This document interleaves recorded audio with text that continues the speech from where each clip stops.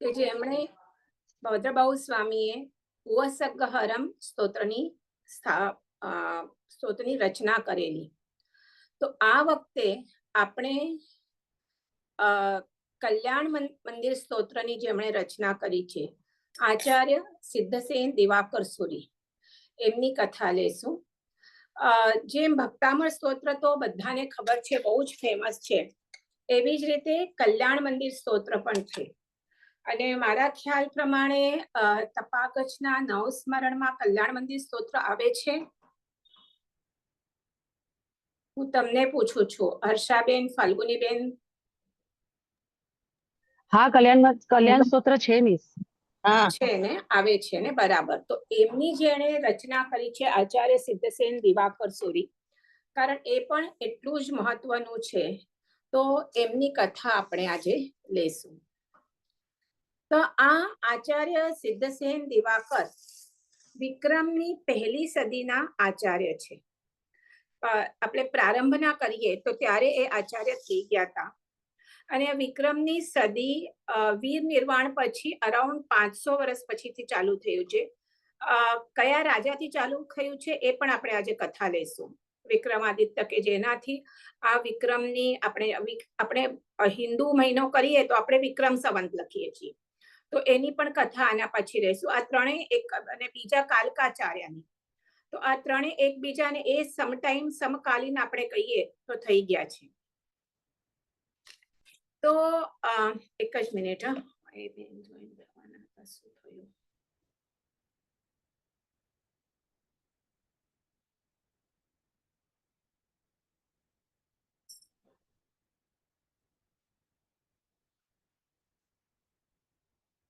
હા, નથી થતું જોઈન. એ ખાલી હા એના ઉપર લિંક પર ટિક કરો, ક્લિક કરો તો જોઈન થઈ જશો. હા, ભલે. તો આ જે હતા આચાર્ય દિવેશ, એ પહેલા જૈન સાધુ ન, એટલે જૈન નહોતા. મેં કીધું એવી રીતે ઘણા બધા આપણે પહેલાના આચાર્ય ભગવંતો રાધર ફ્રોમ ગણધરથી કહીએ તો એ પહેલા જૈન નહોતા, પછી એ બ્રાહ્મણ હતા, અને પછી એ જૈન ધર્મ એમણે અપનાવેલો છે. તો આ જે સિદ્ધસેન દિવાકર હતા એ પણ ઉજ્જૈન નિવાસી વિક્રમ રાજાના, જે વિક્રમ રાજાથી આ સંવત ચાલુ થયું છે એમના પુરોહિત દેવર્ષિ બ્રાહ્મણ હતા. અને એમના એ પુત્ર હતા, અને એ પુત્ર હતા, અને એ બહુ જ હોશિયાર હતા. એ જે એમના આજે કોણ આપણા સિદ્ધસેન દિવાકર એ હતા બ્રાહ્મણમાં, અને એ બહુ જ હોશિયાર હતા. હા, તો કિશોરીબેન, આ આપણે આજે આચાર્ય સિદ્ધસેન દિવાકર જેમણે આ કલ્યાણ મંદિર સ્તોત્રની રચના કરી છે એમની કથા આપણે લઈ રહ્યા છીએ. તો આ ઉજ્જૈન નિવાસી હતા, અને મેં કીધું એવી રીતે એ વેદ પુરાણ વગેરે જે પણ હિન્દુ બધા જે શાસ્ત્રો હોય, બ્રાહ્મણ હતા અને બ્રાહ્મણના પુત્ર હતા, એટલે એમાં એ બહુ જ હોશિયાર હતા. હવે એમણે એટલું બધું એમને પોતાના હોશિયારીનું ગર્વ હતું કે એમણે એક પ્રતિજ્ઞા લીધેલી કે મને જે વાદ વિવાદમાં હરાવશે એનું હું શિષ્ય થઈશ. તો એવી રીતે એમણે એક પ્રતિજ્ઞા લીધેલી. હવે આ એક વખત એમણે એક વખત જૈન આચાર્ય વૃદ્ધવાદી સુરી એમની સાથે એ વાદ કરવા લાગ્યા. પૂર્વ જમાનામાં આપણે જોઈએ વાદ એટલે અલગ અલગ, ત્યારે મેઇન તો 3 ધર્મ હતા, હિન્દુ ધર્મ, બૌદ્ધ ધર્મ અને જૈન ધર્મ.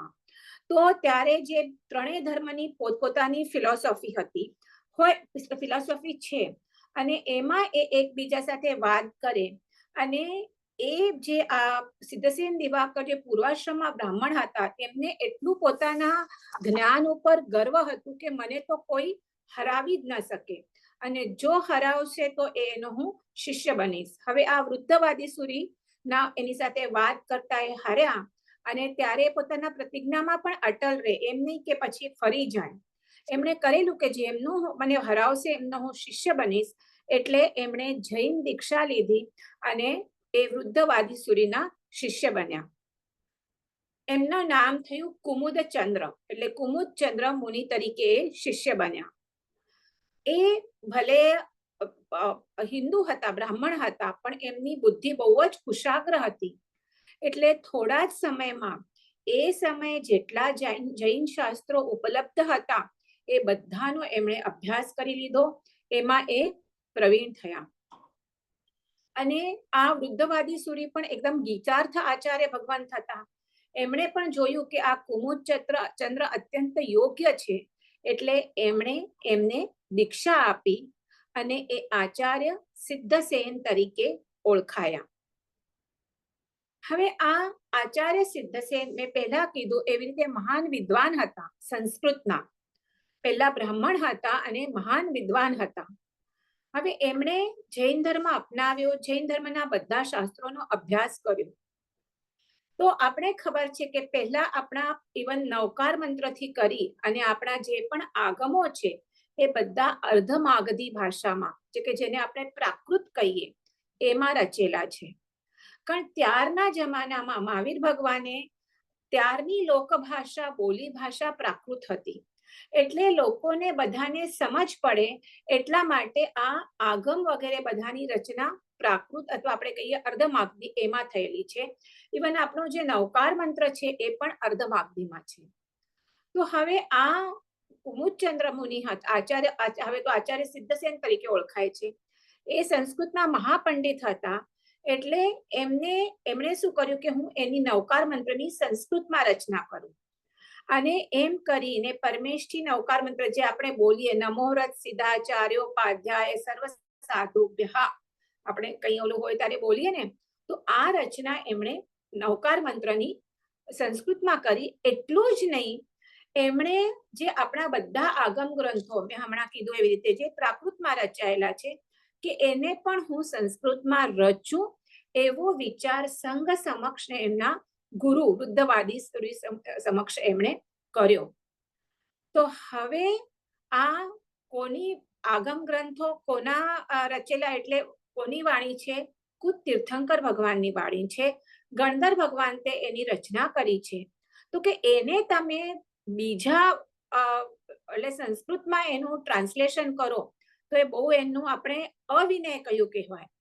એટલે સંઘે એમને પ્રાયશ્ચિત આપ્યું કે આ તમે વિચાર કર્યો, હજી તો કર્યું નથી, એમણે તો ખાલી પ્રસ્તાવ મૂક્યો, પણ એ પ્રસ્તાવથી જ એમને ઠપકો મળ્યો કે તમે આવી રીતે આ વિચાર કર્યો એ પણ યોગ્ય ન કહેવાય.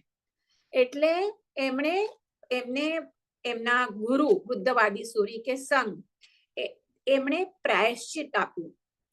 ક્યારે પણ કોઈ ભૂલ વગેરે થઈ જાય તો શાસ્ત્રમાં અલગ અલગ ગ્રેડેશનના પ્રાયશ્ચિત છે. કે નાની ભૂલ હોય તો કઈ પ્રાયશ્ચિત આપે, એના કરતા મોટી ભૂલ હોય તો બીજું પ્રાયશ્ચિત આપે. એમાં આપણે સર્વથી મોટું પ્રાયશ્ચિત કહીએ પારાંચિત પ્રાયશ્ચિત. તો એ પ્રાયશ્ચિત એમણે આપ્યું. એમણે ભૂલ હજી તો એમણે કંઈ કર્યું પણ નથી, ખાલી એ વિચાર કર્યો. પણ એમાં પણ કે તીર્થંકરને જેણે રચના કરી છે એ ગણધર ભગવંતોએ, એનો તમે બીજામાં કરવાનો વિચાર જ કેવી રીતે કરી શકો? બહુ અવિનય કહેવાય. એટલે એમને પારાંચિત પ્રાયશ્ચિત આપ્યું અને એ એમણે આદરપૂર્વક સ્વીકાર્યું. એમને કીધું કે કેમ મને આપો છો, મેં શું કર્યું છે? આદરપૂર્વક સ્વીકાર્યું. હવે આ પારાંચિત પ્રાયશ્ચિતમાં શું હોય તો એમાં અવધૂત વેશ લેવાનું, એટલે મુનિ વેશ કાઢી નાખવાનું. અને એમાં મારા ખ્યાલ પ્રમાણે 12 વર્ષ સુધી ગુપ્ત રીતે એમણે ફરવાનું. અને એમણે 18 રાજાઓને પ્રતિબોધી અને જૈન ધર્મી કરવાના. આ એમનું પ્રાયશ્ચિત હતું. જૈન મુનિ દીક્ષા છોડી અવધુ વેશમાં ફરવાનું, ગુપ્ત વેશમાં ફરવાનું, પણ કેટલા 12 વર્ષ સુધી. અને 18 જૈન રાજાઓને શું કરવાનું? 18 રાજાઓને જૈન ધર્મી બનાવવાના. હવે મુનિ તો ત્યાંથી નીકળી ગયા, આચાર્ય સિદ્ધસેન ઉજ્જૈનમાંથી નીકળ્યા અને ફરતા સોરી એ ત્યારે ઉજ્જૈની નગરીમાં ન હોતા, એ ત્યાં જ્યાં પણ આ થયું હશે ત્યાંથી એ નીકળ્યા અને એ ફરતા ફરતા પાછા ગુપ્ત રૂપે ઉજ્જૈન નગરીમાં પધાર્યા. પેલા હતા ઉજ્જૈનના, પણ આ જયારે ઘટના બની ત્યારે ઉજ્જૈન નગરીમાં નહોતા. એ ફરતા ફરતા ત્યાં ઉજ્જૈન નગરીમાં આવે છે અને ત્યાં મહાકાલ મંદિર હોય છે, શિવાલય હોય છે. ત્યાં આવી અને એ ત્યાં રાતવાસો કરે છે, ત્યાં રહે છે અને એ શું કરે છે, એ જે શિવલિંગ હોય છે શિવપંડિકા એના ઉપર પગ મૂકી અને સૂઈ જાય છે. તો હવે કોઈ ભક્તો જુએ છે કે આ અવધૂત છે એને શિવલિંગ ઉપર એટલે ત્યાં જે પણ શિવપિંડિકા ઉપર પગ મૂકીને સૂતા છે, એટલે કોઈને જ ના ગમે, એટલે એને ઉઠાડવાના ખૂબ પ્રયત્નો કરે છે, પણ એ સમજતા નથી, ત્યાંથી ઉઠતા નથી. એટલે પછી તો લોકો શું કરે, રાજા પાસે જાય. રાજાને વિક્રમાદિત્ય રાજાને ફરિયાદ કરે છે કે આવી રીતે કોઈ અવધૂત આવ્યો છે શિવાલયમાં અને ત્યાં આવી રીતે શિવપિંડ ઉપર પગ મૂકીને સૂતો છે. એટલે રાજા પણ આવે છે અને રાજા કહે છે કે આવું જે એટલે શિવલિંગને જે ઘોર અપમાન કરે એને નથી ઉડતો તો ચાબુકના ફટકારા મારો. અને સેવક એને ચાબુકના ફટકારા મારવા લાગે છે. તો આ યોગી તો એકદમ સ્વસ્થ રહે છે, જાણે એને કંઈ થતું જ નથી. પણ અંતઃપુરમાંથી રાણીઓનો કોલાહલ સંભળાય છે કે ચાબુકના ફટકા અહીંયા એમને મારાતા હતા અને એ ફટકા લાગતા હતા રાણીઓને. એટલે આ ચમત્કારથી આ જુએ છે ચમત્કાર, ઓફકોર્સ બંધ કરાવી દે છે ફટકા.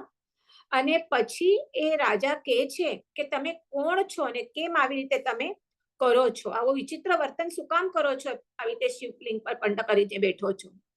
તો ત્યારે આ અવધૂતમાં વેશમાં રહેલા જે આચાર્ય સિદ્ધસેન હોય છે એ ત્યારે આ કલ્યાણ મંદિર સ્તોત્રની એમણે ત્યારે રચના કરી છે. આ કલ્યાણ મંદિર સ્તોત્ર કયા ભગવાન ઉપર છે? તમે બધા કહો છો કે નવસ્મરણમાં છે, તો કોઈ કહેશો મને? જેમ કે ભક્તામૃત સ્તોત્ર આદેશ્વર ભગવાનની સ્તુતિ છે. પાર્શ્વનાથ ભગવાન. કયા? પાર્શ્વનાથ. બરાબર છે, પાર્શ્વનાથ ભગવાનની સ્તુતિ છે.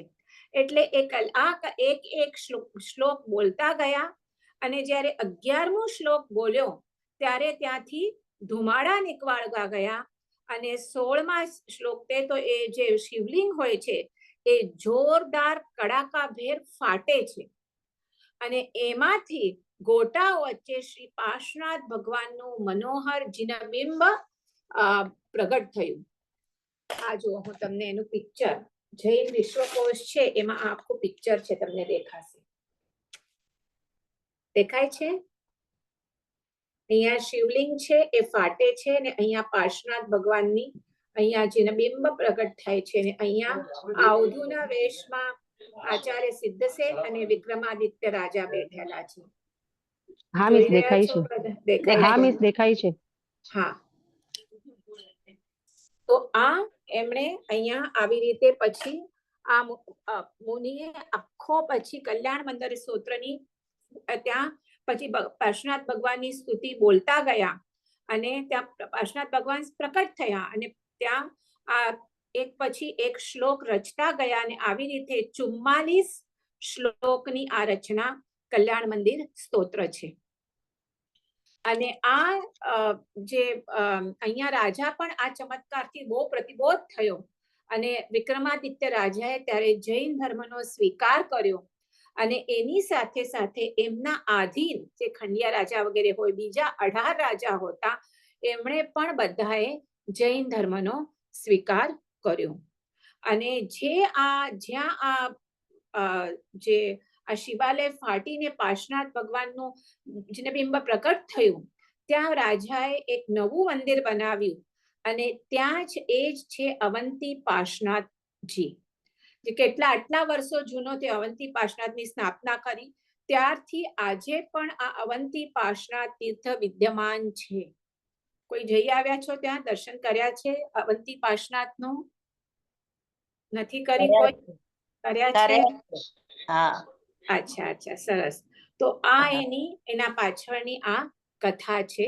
અને હવે એમને પ્રાયશ્ચિત એ જ હતું ને કે એક તો અવધુ વેશમાં ગુપ્તપણે રહેવાનું, એ તો આટલો ટાઈમ ફરતા હતા, હજી 5 વર્ષ બાકી હતા એમના પ્રાયશ્ચિતના, પણ આટલી સરસ એમણે શાસન પ્રભાવના કરી, વિક્રમાદિત્ય રાજાને જૈન ધર્મ બનાવ્યો અને સાથે સાથે બીજા પણ રાજાઓ જૈન ધર્મી બન્યા.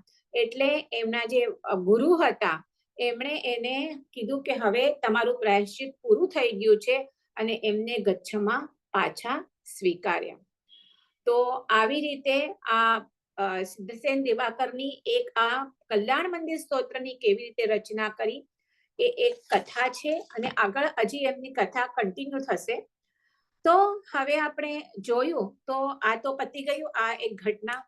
હવે વિક્રમાદિત્ય રાજા આ સિદ્ધસેન આચાર્યનો બહુ ભક્ત બની ગયો. રોજ એમને પોતાના રાજ્યસભામાં બોલાવે, ધર્મ ચર્ચા વગેરે કરે અને બહુ જ માન અને ભક્તિ આપે.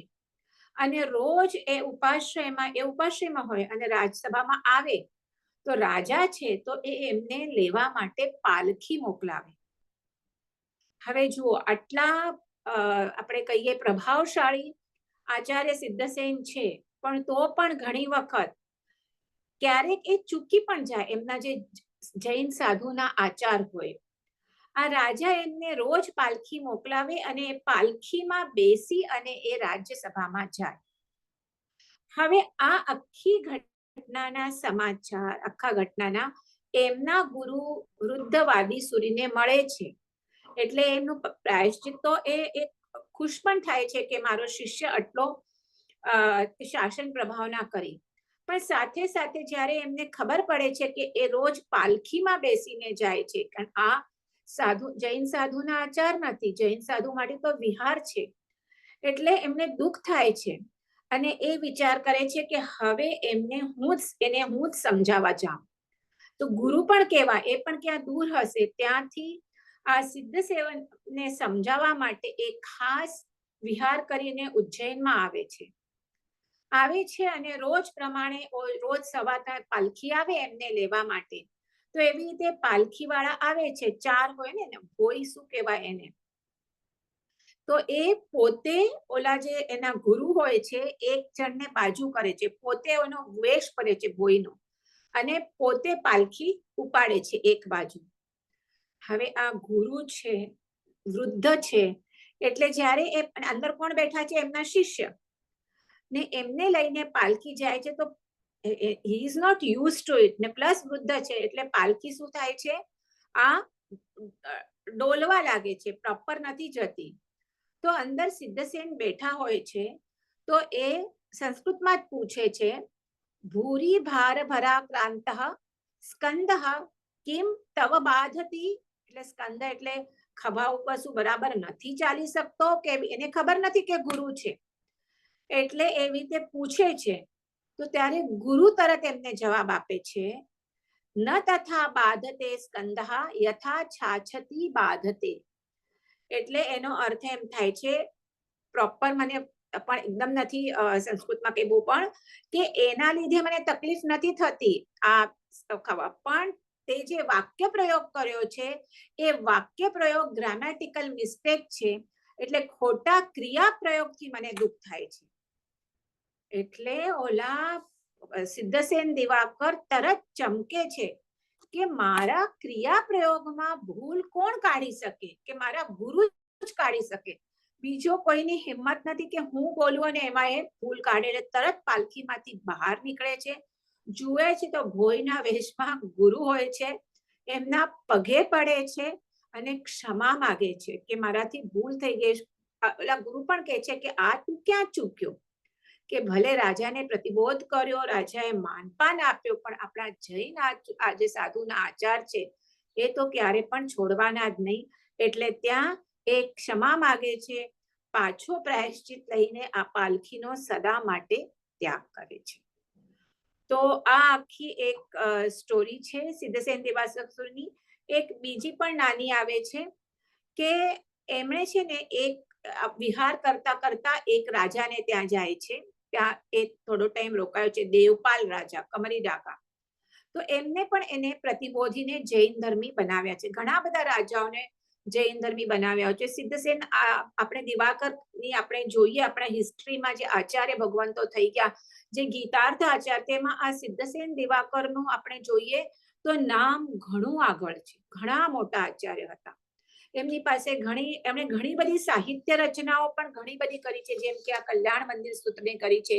એવી રીતે ન્યાય જે કહેવાય, હું આમ તમને સ્ટોરી કહું છું પણ જસ્ટ થોડુંક તમને સાહિત્ય રચવા માટે કહી દઉં કે જૈન ન્યાય સાહિત્ય, જેને લોજિક કહેવાય, ન્યાય એટલે આ જજનો ન્યાય નહીં, જે જૈનમાં ન્યાય કહેવાય, એમાં એ બહુ જ એમનું આગળ પડતું એમનું કોન્ટ્રીબ્યુશન છે.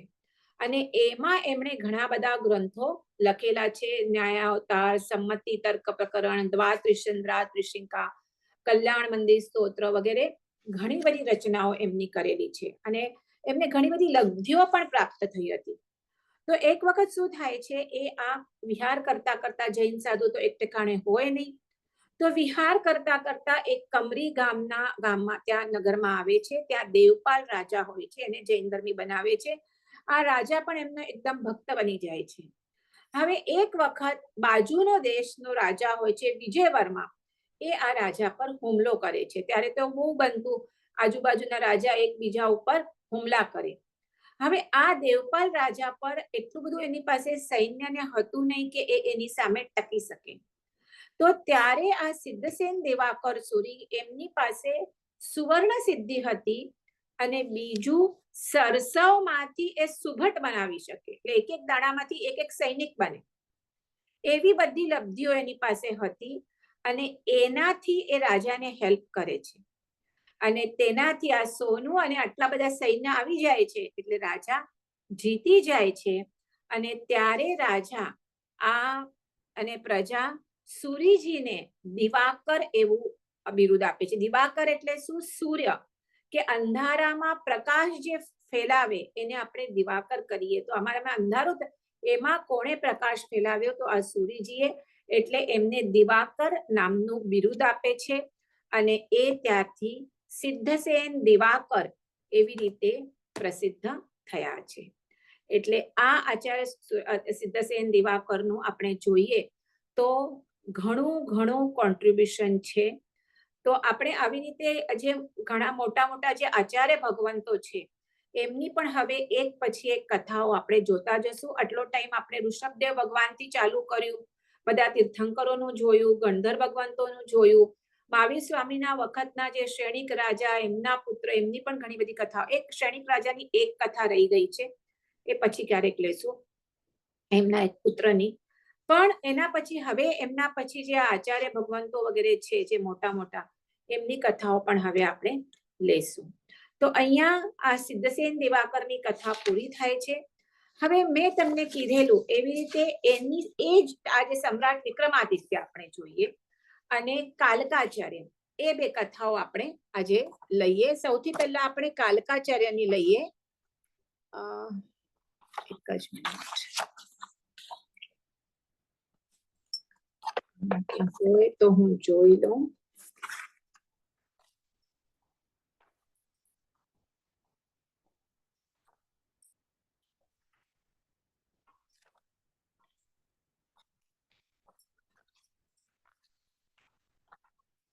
કાલકાચાર્યને એટલા માટે વધારે ઇમ્પોર્ટન્ટ છે કે એ જૈન આચાર્ય હતા, બરાબર છે, જૈન આચાર્ય હતા. પણ તો પણ ધર્મ રક્ષા અને સંયમ રક્ષા માટે, સાધ્વીજીની શીલ રક્ષા માટે એ થોડા ટાઈમ માટે એમને પોતાનો સાધુ વેશ સાઈડમાં રાખી અને એમના શીલ રક્ષા માટે એમણે લડાઈ પણ કરી છે. તો આ કાલકાચાર્યની આપણે કથા લઈએ.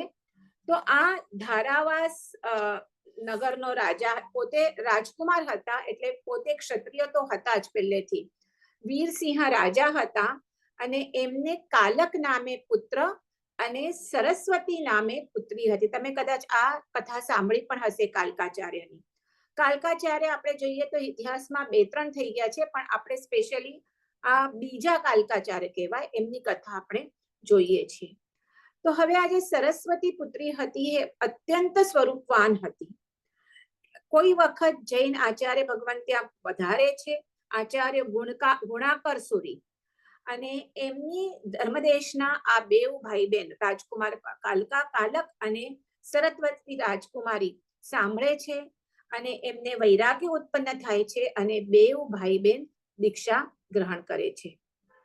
કાલક મુનિ બને છે રાજકુમાર, અને થોડા જ સમયમાં એમનું પણ એ જ્ઞાનનો ક્ષયોક્ષમ ઘણો બધો હોય છે, અને ગુરુને પણ લાગે છે કે આ આચાર્ય પદને યોગ્ય છે, એટલે થોડા સમય પછી એમને સુરી પદ આપવામાં આવે છે અને એ કાલકાચાર્ય તરીકે પ્રસિદ્ધ થાય છે.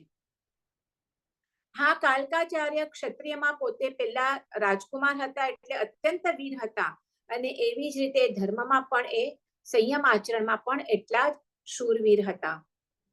હવે એક વખત આ કાલકાચાર્ય પોતાના શિષ્ય સાથે ઉજ્જૈન નગરીમાં પધારે છે. આ જ ઉજ્જૈન નગરી જે આપણે આ વિક્રમાદિત્યની સ્ટોરી આપણે જોઈ એ જ. આ ત્રણેય જે આજની કથાઓ છે આ વિક્રમાદિત્ય અને બધા એની સાથે જ સંકળાયેલી છે. તો હવે એમના બહેન જે સરસ્વતી સાધ્વી, એ જે સરસ્વતી રાજકુમારી હતા, એમણે પણ દીક્ષા લીધી છે. તો એ સરસ્વતી સાધ્વી પણ ત્યાં એમને વંદન કરવા માટે ઉજ્જૈની નગરીમાં આવે છે. હવે ત્યારે ઉજ્જૈનીમાં આ નહોતો, વિક્રમાદિત્ય નથી હોતા. જ્યારે આ કાલકાચાર્યની જ્યારે કથા આપણે લઈએ છીએ એ વિક્રમાદિત્યના આપણે કહીએ ને એક રાજા પહેલાની કથા છે. તો ત્યારે અહીંયા ગર્દભિલ્લ કરીને એક રાજા રાજ્ય કરતો હતો, અને એ રાજા અત્યંત કામાંધ હતો.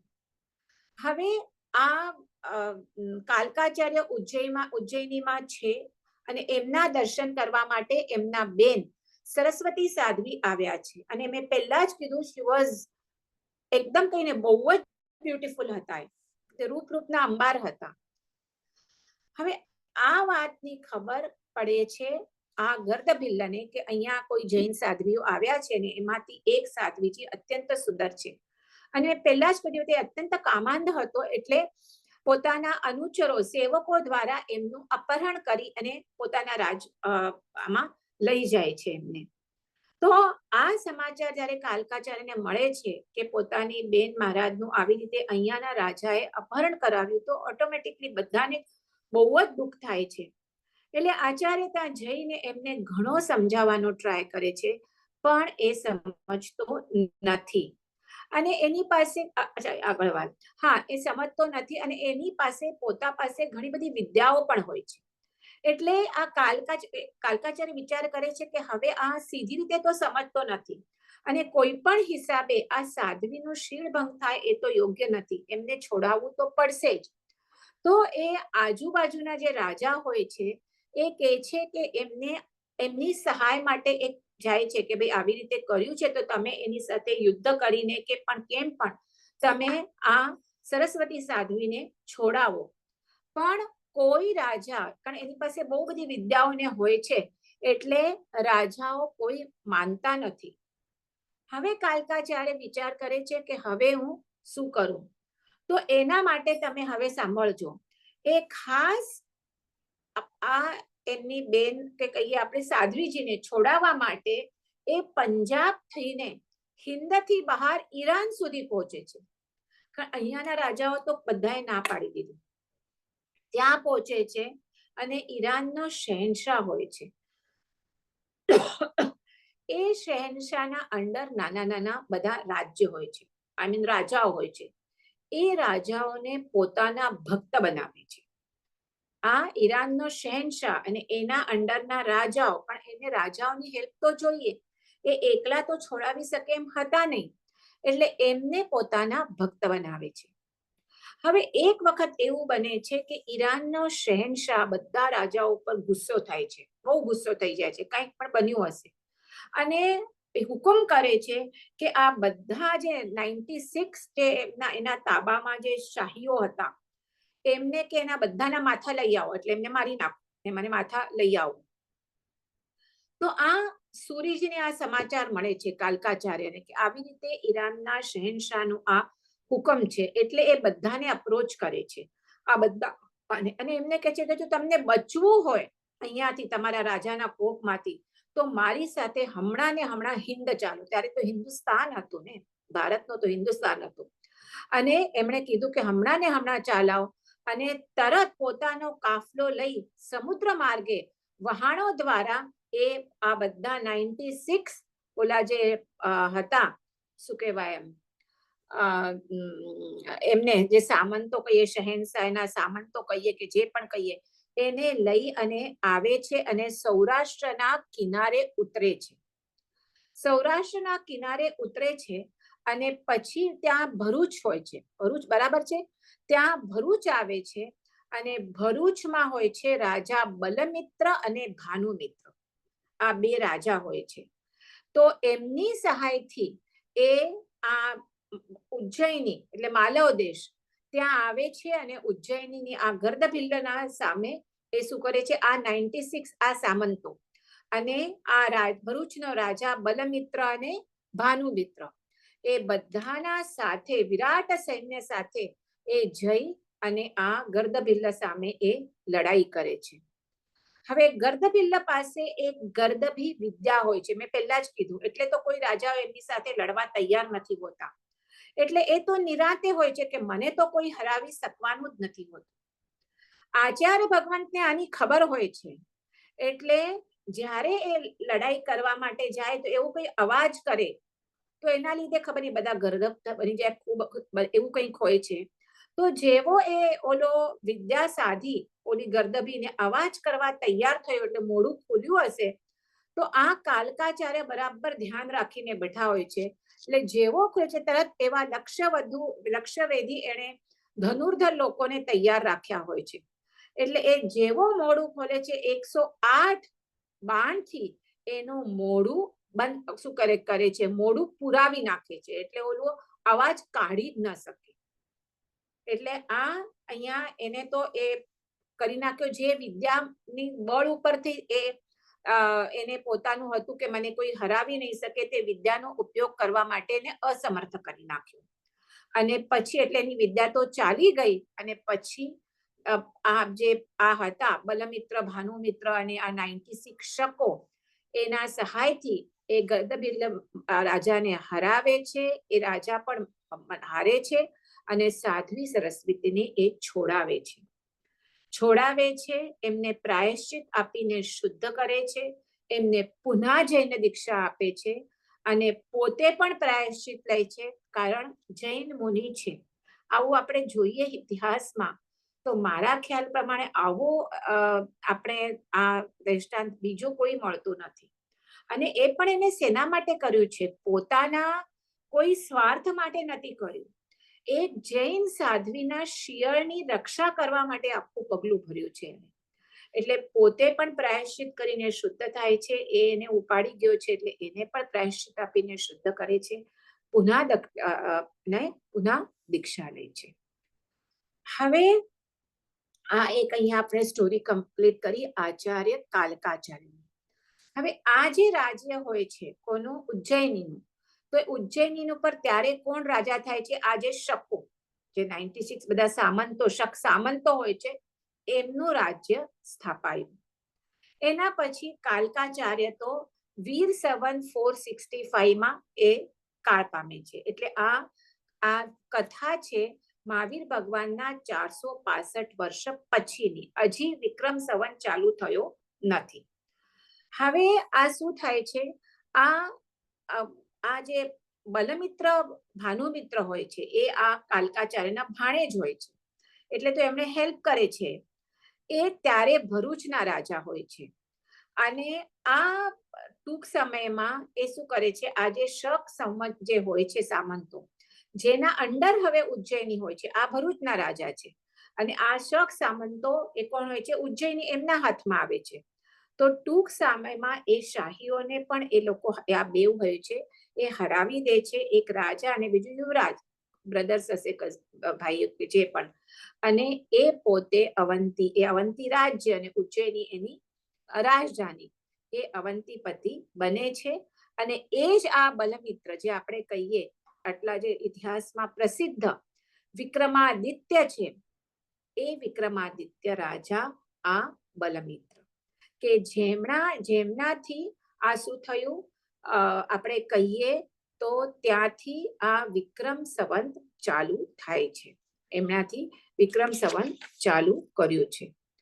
એટલે આ વિક્રમ સંવતનો પ્રારંભ કે છે, કોઈ કહે છે કે વીર પ્રભુ પછી 411 વર્ષે ચાલુ થયું વિક્રમ સંવત, અને કોઈક આચાર્યો માને છે કે વીર સંવત 471 પછી આ વિક્રમ સંવત ચાલુ થયો છે. એટલે આ વિક્રમાદિત્ય જે રાજા થયા, નામ હતું બલમિત્ર, એને પછી આ સમ્રાટ વિક્રમાદિત્ય તરીકે પ્રસિદ્ધ થયા, અને ત્યારથી આ વિક્રમ સંવત ચાલુ થયું છે. જે હવે આપણે જોઈએ, હવે તો જો કે હમણાંની પ્રજા વિક્રમ સંવતને બહુ ખ્યાલ તમને નથી આવતો, પણ આપણે મને લાગે છે આપણા એટલા બધા છીએ, આપણે આપણી શું કહેવાય,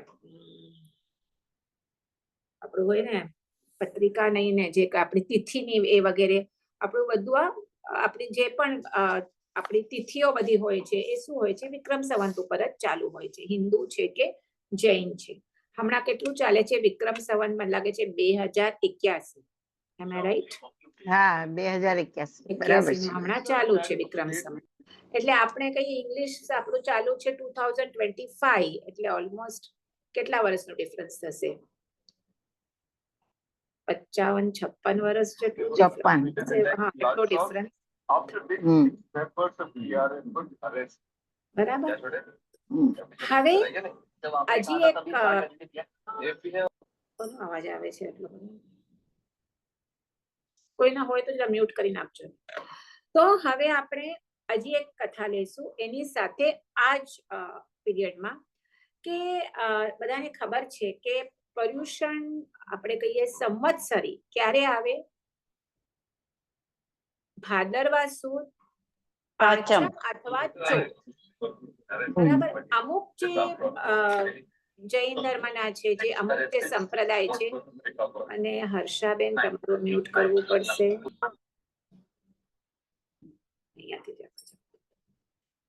તો અમુક જે સંપ્રદાય છે, તપાગજ વગેરે, ખરતલગજ, એ ભાદરવા સુદ ચોથના કરે છે. જ્યારે અચલગજ ને સ્થાનકવાસી સંપ્રદાય સંવત્સરી ભાદરવા સુદ પાંચમના કરે છે.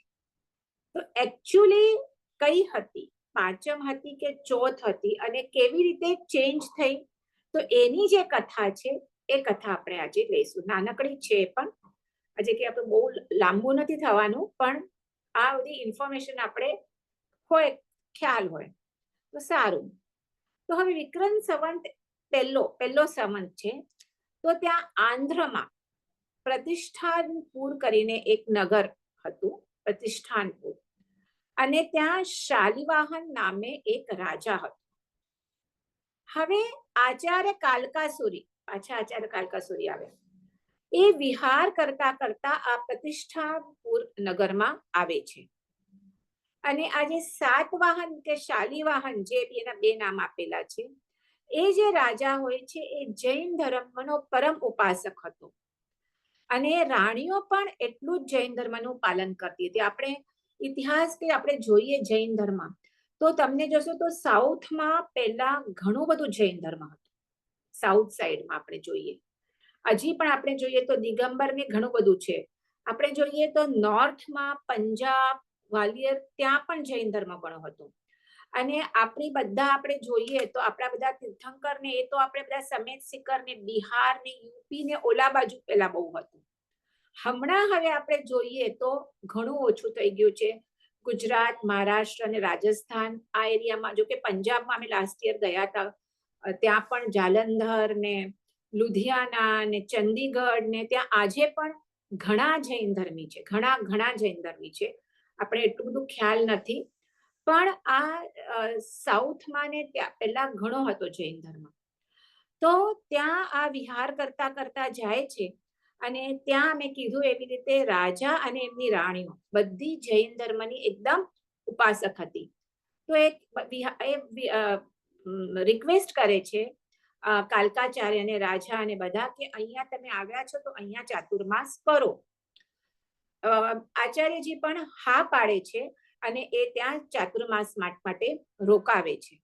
અને સરસ મજાની ધર્મ આરાધના કરતા હોય છે, રાજા રાણી ઔષધ વગેરે કરે, જે તિથિ વગેરે આવે ત્યારે, અમાસ ચૌદસ જે આવે ત્યારે ઔષધ આદિ ધર્મ આરાધના કરતા હતા.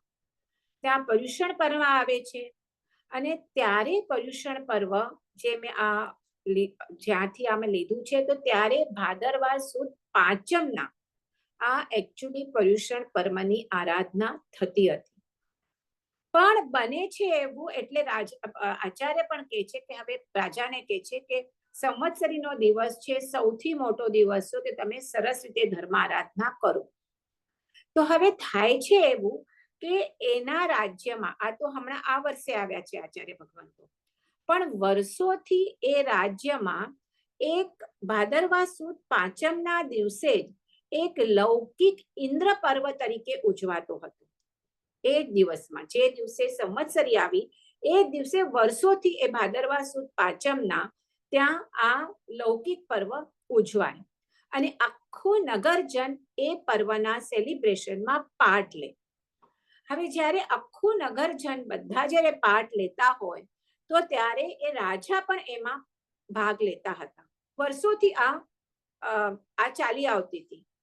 તો હવે આપણી સંવત્સરી એટલે તો કેવું હોય, બધું આપણું તો બધું તપ જપ ધ્યાન એવું બધું હોય. તો રાજા ગુરુ મહારાજને કહે છે, વિનંતી કરે છે કે મને આ વર્ષોથી હું જાઉં છું, તો આ ઇન્દ્ર મહોત્સવમાં મને જવું જ પડશે. હું એ દિવસે ધર્મ આરાધના નહીં કરી શકું. તો તમે કાં એક દિવસ આગળ, એટલે ભાદરવા સુદ ચોથ અને નહીં તો ભાદરવા સુદ છઠ, બે માંથી કોઈ પણ એક દિવસે આ તમે કરો. તો રાજા પણ, ગુરુ મહારાજ પણ જુએ, સમજે કે પહેલાના આપણે જઈએ ને તો એક હમણાં તો શું છે, આપણી લોકશાહી છે, બધા પોતપોતાના હિસાબે ધર્મ નું પાલન કરે ને. આપણા ઇન્ડિયામાં તો there are so many religions. ત્યારે પણ એવું હતું, પણ તો પણ જનરલી રાજા જે ધર્મ પાલન કરતો હોય, તો એ ધર્મ વધારે આપણે કહીએ તો પ્રજાજનો પાલન કરતી હોય, એનો પ્રભાવ વધારે હોય. એટલે આ જે આચાર્ય ભગવંતો વગેરે હોય, એ પણ એ જુએ કે કેવી રીતે રાજાને અનુકૂળ થઈને ચાલવાનું, કે જેના લીધે જૈન ધર્મનો આપણો શાસન પ્રભાવ ના થાય. એટલે આ રાજા જ્યારે વિનંતી કરે છે કે તમે એક દિવસ આગળ કે એક દિવસ પાછળ તમે આની આરાધના કરાવો, તો ત્યારે એમના વિનંતીને માન આપી અને રાજાને ધર્મમાં સ્થિર રાખવાના હેતુથી કે જો હું હમણાં ના પાડીશ તો એને તો ત્યાં જવું પડશે, તો આ એની પર્વની આરાધના, સંવત્સરી પર્વની આરાધના બગડશે. એટલે એમણે ભાદરવા સુદ ચતુર્થી એટલે ચોથ, એ દિવસે સંવત્સરી મહાપર્વની આરાધના કરાવી. આપણે ખબર, આપણે આખા વર્ષનું આપણે પ્રતિપર્ણ કહીએ, સંવત્સરીનું પ્રતિક્રમણ એટલે બીજો કોઈ ક્યારે આવતા હોય કે ના આવતા હોય, પણ સંવત્સરીના દિવસે તો શું બધાએ જરૂરથી પ્રતિક્રમણ આવવાનું.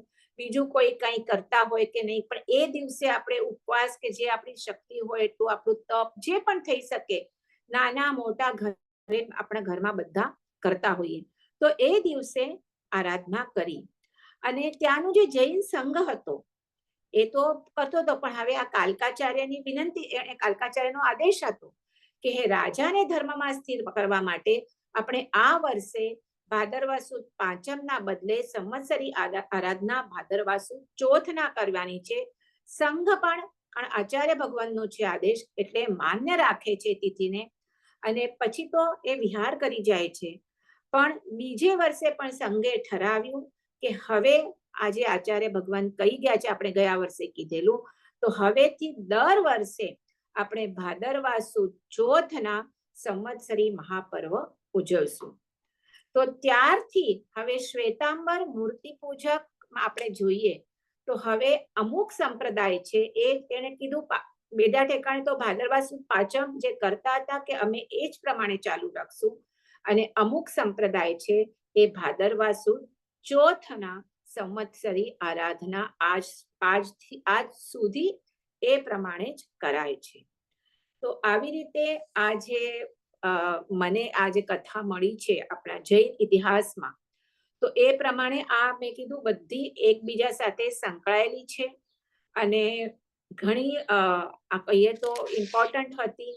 કે આ વિક્રમાદિત્ય રાજા કે જ્યારથી વિક્રમ સંવત ચાલુ થયો, સિદ્ધસેન દિવાકર સુરી, આચાર્ય સિદ્ધસેન દિવાકર સુરી કે જેમના આ વિક્રમાદિત્ય રાજાને એમનું જ આ એકબીજા સાથે શું થયું, સંયોગ થયો અને ત્યારે આ અવંતી પાર્શ્વનાથ તીર્થ ચાલુ થયું. અને એવી જ રીતે કાલકાચાર્ય કે એમના આ ભાણેજા જે કહીએ રાજા બલમિત્ર, એ જ રાજા વિક્રમાદિત્ય. અને ત્યારથી જ આ જે પર્યુષણની કથા એ પણ ત્યારે આ કાલકાચાર્ય અને આ વિક્રમાદિત્ય બધા એ જ સમયમાં એ જ બધામાં હતી. એટલે મેં કીધું આજે આ ચારે કથાઓ એક સાથે લઈ લઉં. જીનાજ્ઞા વિરુદ્ધ કંઈ બોલાયું હોય તો મિચ્છામી દુક્કડમ આજે જલ્દી જ કમ્પ્લીટ કરું છું, કારણ બીજું મને લાગે છે હવે એની સાથે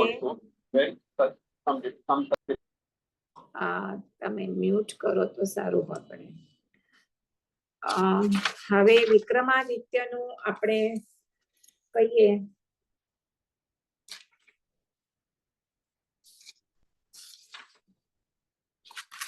નથી, મને લાગે છે હવે આપણે નેક્સ્ટ ટાઈમ જ મળશું. નેક્સ્ટ ટાઈમ પણ કયા કરીએ છીએ જોઈએ હવે. નહીં તો ઘણા બધા જૈન મંત્રીઓ, મને લાગે છે આપણે જૈન મંત્રીઓનો લઈએ. રાજાઓ તો ઘણા બધા થઈ ગયા, પણ જૈન મંત્રીઓ એ ઘણા બધા આપણા કહીએ, જેમ આપણે નંદ રાજાના જે મંત્રીઓ હતા એની આપણે બધા કથાઓ લીધી. કે સૌથી પ્રથમ કલ્પક મંત્રી હતા, પછી શક્તાલ આચાર્ય જે સ્થૂલીભદ્રના પિતા હતા એમની કથા જ લીધી. એના પછી ચાણક્ય જેમણે કે આ નંદ રાજાને ઉથલાવી અને ચંદ્રગુપ્તને રાજા બનાવ્યો એની કથા લીધી.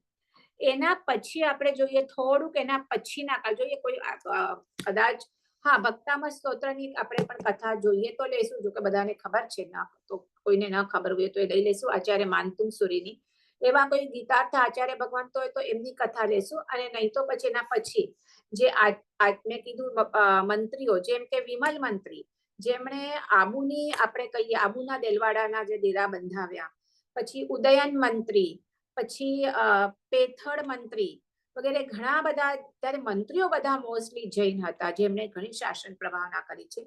તો એમની કઈ કથાઓ આપણે નેક્સ્ટ ટાઈમ લેશું. જીનાજ્ઞા વિરુદ્ધ બોલાયું હતો. Thank you Rashmiben. જય જીનેન્દ્ર. જય જીનેન્દ્ર. આજે ઘણું જલ્દી થઈ ગયું આપણે. વિક્રમાદિત્ય એમના ભાણેજ હતા.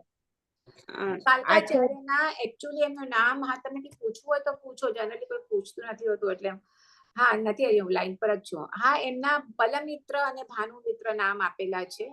એ જ પછી વિક્રમાદિત્ય તરીકે ફેમસ થયા રાજા, સમ્રાટ. રાજા પણ નહીં, સમ્રાટ વિક્રમાદિત્ય જે આ કાલકાચાર્યના આ હતા. ને એમણે આ શક સામંતોને એમણે પેલા તો હરાવ્યા અને સંવત્સર પ્રવર્તક તરીકે એ પ્રસિદ્ધ છે. પહેલા એ ભરૂચના રાજા હતા અને પછી આ અવંતીના રાજા બન્યા. આ શક જે સામંતો હતા જેમને આ ગર્દભિલ્લને હરાવીને પોતાના કબજામાં રાજ્ય કર્યું, એમને હરાવીને આ બલમિત્ર એ રાજા થયા અને એ જ વિક્રમાદિત્ય તરીકે પ્રસિદ્ધ થયા છે. બરાબર. અને આ જ વિક્રમાદિત્ય એટલે કે આ સિદ્ધસેન દિવાકર સુરીના ઉપદેશથી એ પછી જૈન ધર્મી બન્યા. હા, પણ એમના માતા તો જૈન ધર્મી જ હતા ને વિક્રમાદિત્યના. એની મારી પાસે કથા નથી, એ મને નથી ખબર. હા મેં વાંચેલું છે. હા પણ હશે કારણ બરાબર છે આ કાલિકાચાર્યના ભાણેજ હતા ને, તો હશે. તો કાલિકાચાર્યના ભાણેજ એટલે એમના બેનના દીકરા, એટલે એની માતા તો હશે જૈન ધર્મી. પણ કદાચ એટલું બધું નહીં હોય જૈન ધર્મનું બધા તરીકે. પણ પછી આ એમના આ જે સિદ્ધસેન દિવાકર જે આખો બધો પ્રસંગ બને છે એના પછી પરમ જૈન ધર્મી બન્યા એમ લખેલું છે. ઘણા બધા મંદિરો બનાવ્યા, એમના અંડરના બધા રાજાઓ એ પણ જૈન ધર્મી થયા. એટલે આ પણ એક કથા આપેલું. ઘણા બધા એટલું બધું લખ્યું છે એમણે. વિક્રમાદિત્ય રાજાએ નવું મંદિર બનાવી, એમાં આ પાર્શ્વનાથ ભગવાનની નવું આખું મંદિર બનાવ્યું જે અવંતી પાર્શ્વનાથ છે. અને જે આ જીનબિંબ જે પ્રગટેલું એની ત્યાં એમણે સ્થાપના કરી. બીજા બધા પણ ઘણા બધા જિનાલયો ભરાવ્યા, જીનબિંબો ભરાવ્યા. શત્રુંજય તીર્થનો ઉદ્ધાર કરાવ્યો, શત્રુંજય તીર્થનો સંગ કાઢ્યો, અને પછી હજી એક કીધું છે ઓમકારપુરમાં જિનાલય બાંધી ઓમકાર પાર્શનાથની પણ સ્થાપના કરી છે. ઓમકાર તીર્થ પણ છે ને ઓમકાર પાર્શનાથ, તો એ પણ એમણે આ વિક્રમાદિત્ય રાજાએ બનાવ્યું છે. પણ અને આ સ્થાન આજે એક લિંગ તરીકે પ્રસિદ્ધ છે, અને અહીંયા કહે છે કે ત્યાં જિનાલયના બદલે શિવાલય મોજૂદ છે. આજે ઓમકાર પાર્શનાથ જે એમણે કર્યું હતું ત્યાં હવે શિવાલય છે, જિનાલય નથી. એ પણ આપણે જોઈએ છીએ ઘણા બધા જે હિન્દુ મંદિરો છે, જે પહેલા જૈન મૂર્તિઓ હતી ત્યાં હિન્દુ છે, ઘણી વખત મુસ્લિમ, એવું પણ બધું આપણને સાંભળવા મળે છે. ત્યારે બધું જેવી રીતે પછી રાજાઓનું એ હોય, મેં તો એટલે શું સાંભળ્યું કે તિરુપતિના જે છે મૂર્તિ એ પણ કઈ નેમનાથ ભગવાન છે સાંભળ્યું. એ અમને પણ વાંચેલું છે. એ પણ સાંભળ્યું છે. તો આ બધા શું જૂના જૂના જે તીર્થ એમની કેવી રીતે આ બધા આમાં બધી કથાઓ છે, તો આપણે જેટલું એનું આપણે મળે આપણો ઉલ્લેખ તો એ આપણે થોડુંક વાંચીએ તો ખ્યાલ આવે. ઓકે, ચલો જય જિનેન્દ્ર. બીજા કોઈને કઈ પૂછવું છે? નહીં. ઓકે, જય જિનેન્દ્ર. જય જિનેન્દ્ર.